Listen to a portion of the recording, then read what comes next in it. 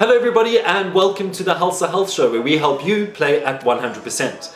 Today we have a very special guest, Dr. Dwyer, and we're going to be talking about all things fitness and really priming your body to be an elite athlete. So, Lauren, can you please tell us a little bit about yourself? Right, so like Quinton said, my name is Lauren and I'm a chiropractor at the Burnham Health Clinic. When I'm not working, I'm spending most of my free time playing underwater hockey and training in Crossfit, which is where we are today. Great, so if you can just tell us, you've been actively involved in CrossFit for quite some time now. Yeah. How long has it been? I think I started in about 2014, thereabouts. Yeah. Okay, and you've incorporated it into your life as part of what you do, right? Absolutely. So what benefits have you noticed from it? I think on the whole, it gives a level of motivation. It encourages me to get up early in the morning, get some physical fitness, and for the most part, mental health-wise, I feel really great about myself, having gotten up, done some work, getting a bit of a sweat on, moving around. I think fitness, it keeps me fit and functional. The work that we do is quite physically demanding, so I think being able to work around it within the clinics without any aches and pains it's quite important to me. So. Good. Yeah. So, I mean, we've all heard about CrossFit. You see it on social media, and you see some people are quite scared about going to a CrossFit gym because it can look quite intimidating. Absolutely. What would you say to people who feel that? Well, I think the reality is that that's the cream of the crop that we're seeing. That's the pinnacle of the sport. There are much bigger levels below that. Ideally, anyone off the street should be able to walk into a CrossFit box and the coach would be able to take them at their level of fitness and work around that, and they would be able to join the class but at a scaled option, which is a slightly easier version, which is not going to reduce their risk of injury. Great. And now you also, so you work in healthcare, you work with athletes. Absolutely. How do you think something like this can benefit them in their healthcare and their recovery? If they've had an injury, if they're trying to go through rehab, how will CrossFit help them through that? Well, I think the important thing is that it's coach-led, so you've got someone guiding you through a workout. Yeah. The classes are smaller, so you're always under supervision. And that will then allow the coaching individual to tell you what you're doing wrong, what you're doing right, and give you modifications and tips and tricks about how you can better move your body to stop or the worsening of the injury itself, and potentially rehabilitate that in itself. From a general health point of view, you're getting a big array of sort of benefits. So there's a strength component, there's a lot of core base, which really helps like low back conditions.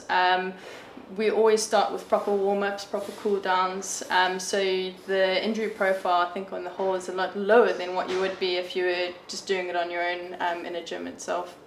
I think that's one of the big things that people don't know about CrossFit is how whole body it is. Absolutely. So if you go to the gym, normally you're lifting weights. You focus on one particular area, not your entire body. Yeah. How do you think that makes a difference to your health profile if you work your whole body versus one singular area at a time?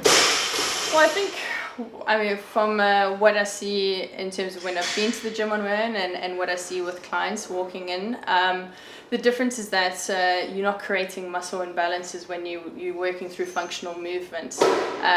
You're using muscles that your body is designed to work with, whereas if you sit in the gym doing isolated movements, you can actually potentially cause injury because of that lack of balance.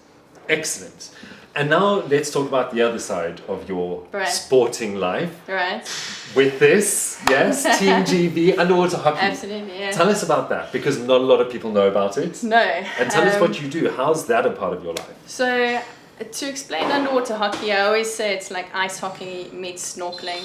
So you kit it out in masks, fins, and you've got a glove and a stick, and you essentially 6 people on either side chasing a puck around the bottom of the pool. It sounds crazy, and I suppose some would think it is, but I've been doing it probably since for the last 10 years or so.